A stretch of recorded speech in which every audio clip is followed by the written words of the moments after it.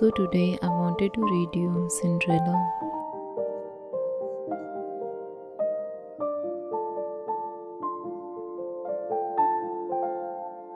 Once upon a time, there was a little girl called Cinderella. Her mother was dead and she lived with her father and two stepsisters.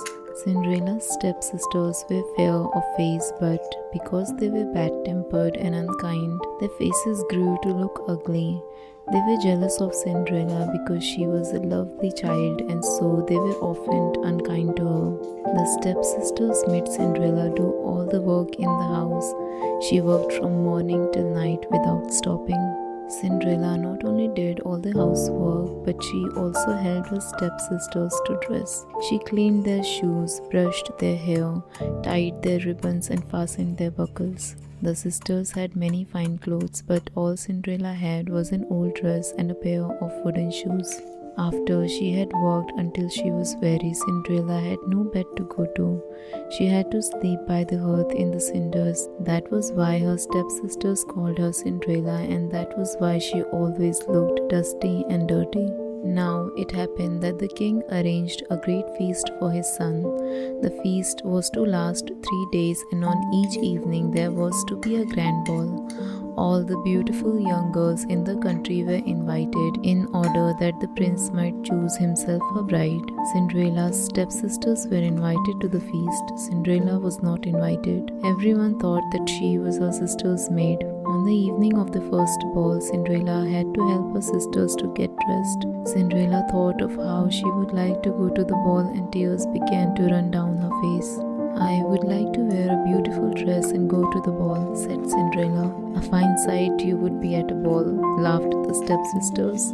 When they had left, poor Cinderella sat down and cried. Suddenly she heard a voice saying, "What is the matter, my dear?" There stood her fairy godmother smiling kindly at her. "I would like to go to the ball," said Cinderella.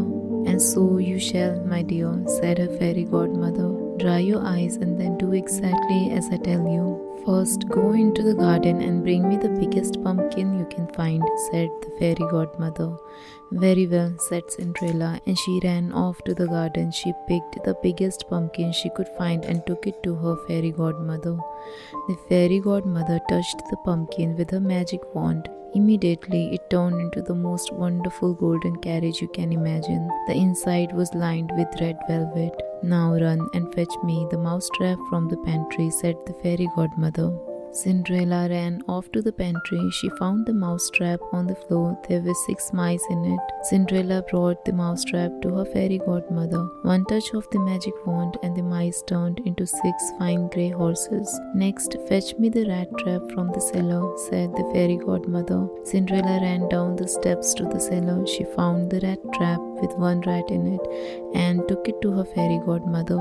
One touch of the fairy wand and the rat changed into a smart coachman, dressed in red livery trimmed with gold braid. "Lastly," said Cinderella's fairy godmother, "I want you to bring me 2 lizards that are behind the cucumber frame at the bottom of the garden." Cinderella ran into the garden, and there she found 2 small lizards. Cinderella's fairy godmother touched the lizards with her fairy wand. They turned into 2 smart footmen. There was now a golden coach lined with silver velvet drawn by 6 grey horses. There was a coachman in red livery to drive the coach and 2 fine footmen to open the doors.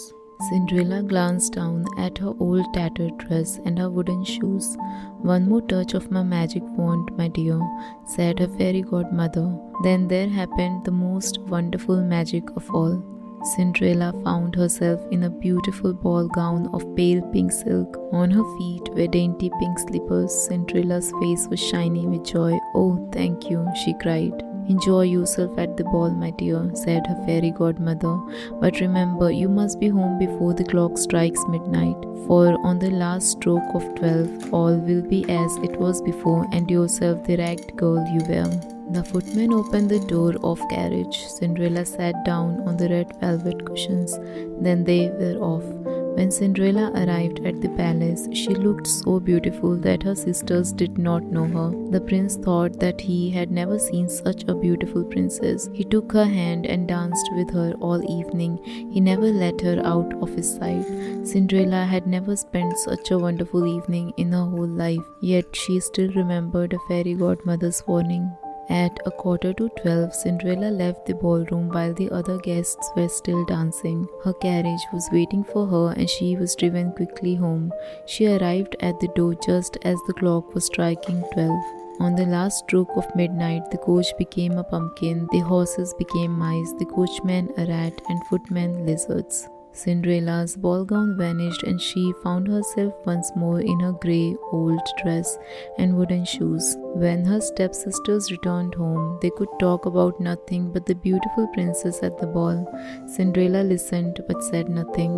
On the second evening, the stepsisters went off to the ball, leaving Cinderella sitting by the fire. No sooner had they gone than Cinderella's fairy godmother appeared again. Just as before, her magic wand produced the golden carriage with its coachman and footmen. This time, Cinderella's ball gown was even more beautiful than on the first evening. It was made of pale blue satin with floating overskirts of pale blue net embroidered with silver thread. Her pale blue slippers were embroidered in silver. Once more, Cinderella's fairy godmother reminded her to be home by midnight. When Cinderella arrived at the ball in her blue dress, everyone was astonished at her beauty. The prince had waited for her and he instantly took her by the hand. As before, he danced with no one but her. Cinderella was so happy that she almost forgot what her fairy godmother had told her. Suddenly, it was 5 minutes to 12. She left the prince and hurried out of the ballroom as quickly as she could. Cinderella's carriage was waiting, but they were only halfway home when the clock began to strike 12. On the last stroke of midnight, Cinderella found herself in her old grey dress and wooden shoes in the middle of a dark, lonely road. She had to run the rest of the way home as fast as she could. Even so, she had just seated herself on her stool by the cinders when her sisters returned from the ball.